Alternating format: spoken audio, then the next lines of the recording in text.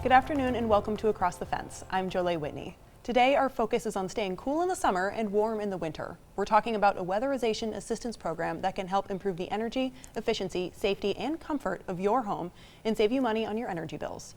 The program is run through Vermont Agency of Human Services, Department of Children and Families. Our guest today is Geoff Wilcox, the State of Vermont Weatherization Program Director. Welcome. Hi, thanks for having me. We're happy to have you. And to start off, why don't you tell us what kind of projects your agency does? Sure. The weatherization program serves lower income Vermonters by weatherizing their home, basically going out to determine what work will save them energy on their heating bills and cooling bills and electric bills, and providing services to, we determine what's the most cost, where our money will get the best savings for the client. And tell me, what does weatherization usually look like? Are you adding insulation? Are you sealing off windows? Yeah, so it's really important to start with an energy audit. So our program starts with a 4-hour energy audit where the auditor goes to the home and does a lot of diagnostic testing, like a blower door test, infrared scan, tests all heating systems, combustion appliances for safety and efficiency, talks with the homeowner, figures out, do you have ice damming in the winter, looks in every room and attic, crawl space, and then goes back to the office and makes a list of what they think will save the most energy. They run it through an energy modeling tool that then determines what the payback is and lists them out in order from 1 to 10, and they start at the highest payback item. So it's a way that the dollars we spend get the most benefits for the clients. So it's a thorough operation. Very, very thorough operation. Yeah. And some Vermonters may not be used to having an AC or not putting one in, and why not just tough it out in the summer or the winter? Why tough it out? Folks have paid their taxes all their life. This program is free for those that are eligible. We can save energy for them, put money back in their pocket, and also at the same time we're cutting greenhouse emissions. All the work we do saves carbon from entering the atmosphere, helps the environment, and it employs 170 folks directly by our program, and then hundreds more indirectly, subcontractors that go out and do some of the work for us. So there's so many benefits, and there's health benefits to the program for the clients.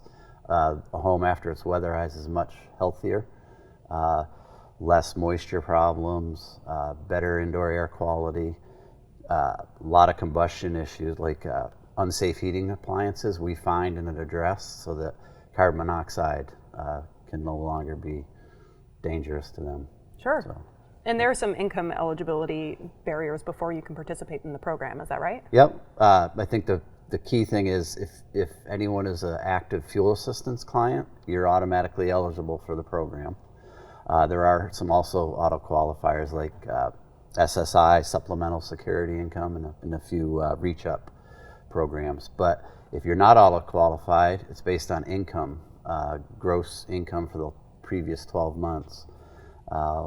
And we have various funding sources, so sometimes we follow 200% of federal poverty or agency or area median income.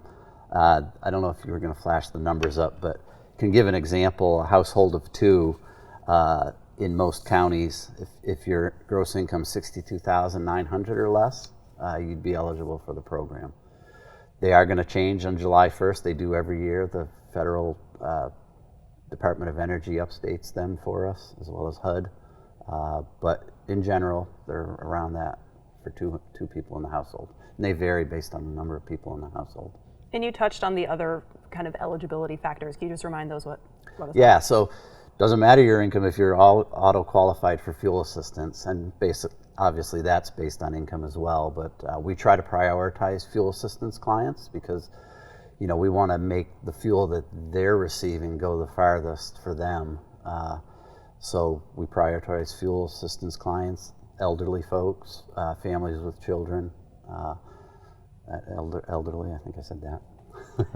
And in my case, I'm a renter. Is this something that I could participate in? Yep. Each year we serve, probably out of a total of our households we serve, 30% are renters. So there are the landlord has to participate.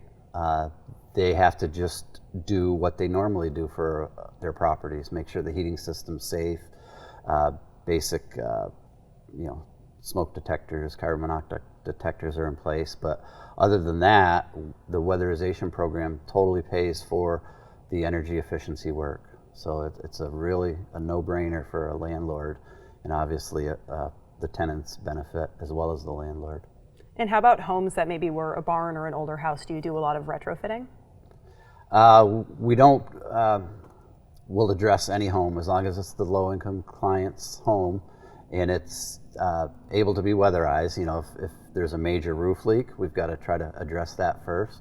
And we do have some funds for home repairs. They're not. They're limited, but they're significant as well. But as long as the home can be weatherized, we'll go in and do our energy audit and determine what can be done to make it more energy efficient. We don't move walls or do that type of rehab, if that's what you meant. But any home will weatherize if it's their home. Sure, and not to belabor the point, that includes mobile homes as well. Yep. Mobile homes make up 30% of the homes we weatherize each year. Yeah. We do a good job of making those more airtight and better insulated. We insulate the roofs and the floors, make a big difference in comfort as well as reducing their energy bills.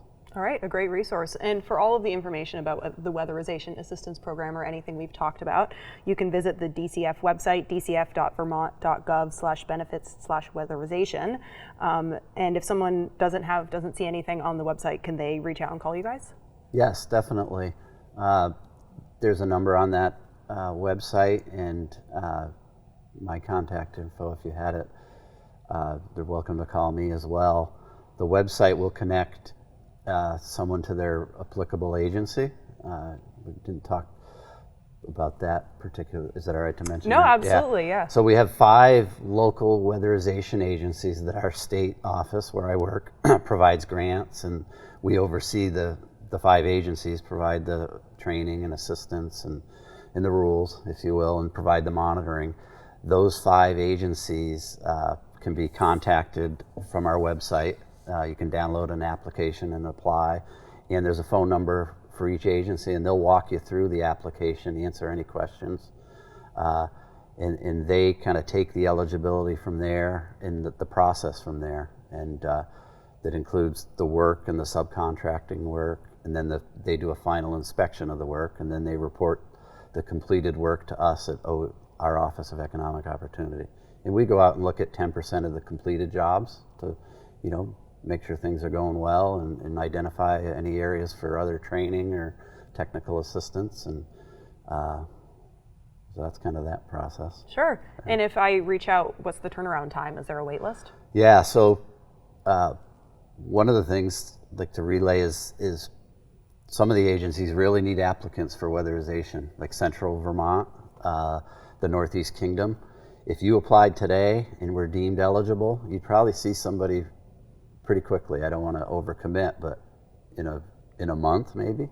The other parts of the state, there might be a little bit of a wait list, but the sooner you apply, the sooner you'll see and are deemed eligible, you'll see service. So we do, people on the wait list accrue points for time on the wait list. So don't wait till the fall to apply, because you apply now and you'll see somebody quicker. Great. And can you tell me a little about the savings that I can expect? I know it depends on different houses. So in Vermont, it's hard to get real actual savings, because a lot of our clients and I myself heat with multiple fuel sources, and bulk delivery like oil, you don't have great records. But our energy modeling, we enter the data pre and after weatherization, so we kind of estimate savings. We estimate 29 to 30% energy savings. And you talked about the teams that you work with. How can somebody apply if they're interested in being on the weatherization side instead of receiving the benefits? On our website, there's contacts, and I don't know if they're going to pop something up on that.